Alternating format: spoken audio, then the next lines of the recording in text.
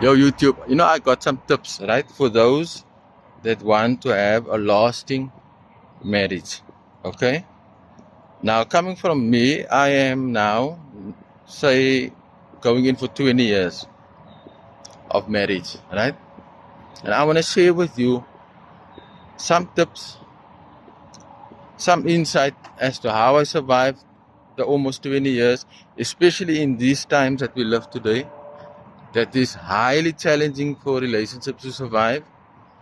It's a very trying times for a lot of couples to survive with social media, with family issues, with all these type of things. So I want to share what has made my relationship survive, and not only survive but thrive. And I mean, I couldn't be more in love with my wife. But I want to share with you a few tips, and some won't maybe get it, but at the end of the day, if you go into union with someone, you, as you know yourself, as the old self, your personal self, has to kind of diminish, okay? Because you are becoming one. So you can't be the center of the relationship. And I think that's where the big mistake is for many. They tend to make themselves the recipient of wanting out of the relationship and not giving. You see, it's a give and take. You see, for you to survive and thrive, you have to, as a unit together, you have to compromise with one another. You have to share and keep one another happy. That's the bottom line. You know, it's about you sacrificing yourself to your partner, and your partner sacrificing their self to you. You see, so it's a you keep me happy, I keep you happy. Bottom line, okay? Leave all the beautiful words of commitment and love and blah blah blah, because that things is not gonna work. You see, after a while, you will merge as one. You will put one another's needs as a priority, and once you do that, the relationship will grow stronger and stronger, because now that person knows what's important to you. They know that if you put them first, if you put them as a priority in your life, vice versa, then that creates the basis for a strong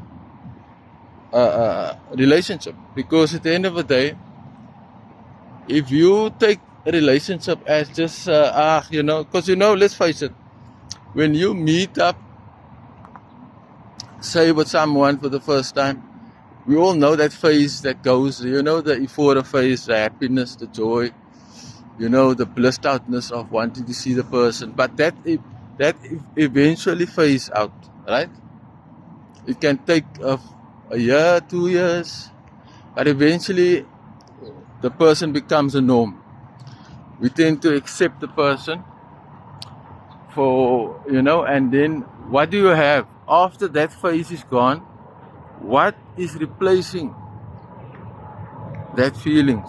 You see? Because I can tell you the flip side of that is resentment, is jealousy, envy, all those negative attributes, because you have to replace the plane there flying here.